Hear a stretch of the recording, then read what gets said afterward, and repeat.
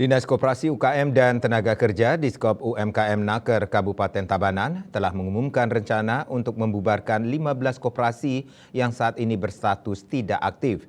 Keputusan ini muncul setelah melalui serangkaian kegiatan pemantauan atau monitoring MONEF terhadap koperasi-koperasi tersebut.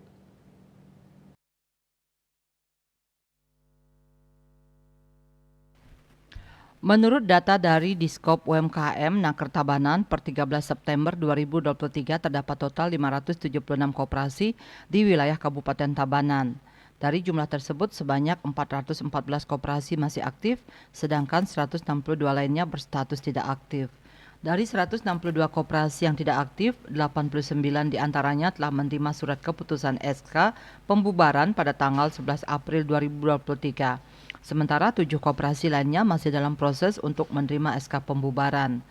Kepala Diskop UMKM Naker Tabanan Inyoman Putra menjelaskan bahwa dari 73 koperasi yang sudah mendapatkan SK pembubaran dan menjalani monitoring, 9 diantaranya berhasil dipulihkan kembali. Namun 49 koperasi lainnya masih dalam tahap penyelesaian masalah atau kewajiban dan 15 diantaranya telah mengajukan permintaan untuk dibubarkan. Nyoman Putra menjelaskan pihaknya memberikan pilihan kepada koperasi yang bersangkutan. Jika ingin bangkit kembali akan diberikan dukungan dan pembinaan. Namun jika memilih untuk dibubarkan akan diproses mengikuti prosedur yang ada.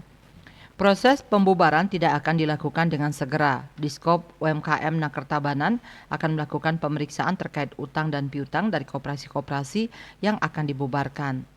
Sebelum mengambil langkah selanjutnya, Putra menekankan bahwa pengecekan ini diperlukan untuk memastikan bahwa kewajiban finansial kepada anggota atau masyarakat diselesaikan dengan adil. Kewajiban atau utang piutang harus diselesaikan sebelum proses pembubaran dimulai. Dengan kejelasan status ini, tahun 2024 akan menjadi dasar bagi tindakan selanjutnya terkait koperasi di Tabanan. Puspawati Bali Pos melaporkan.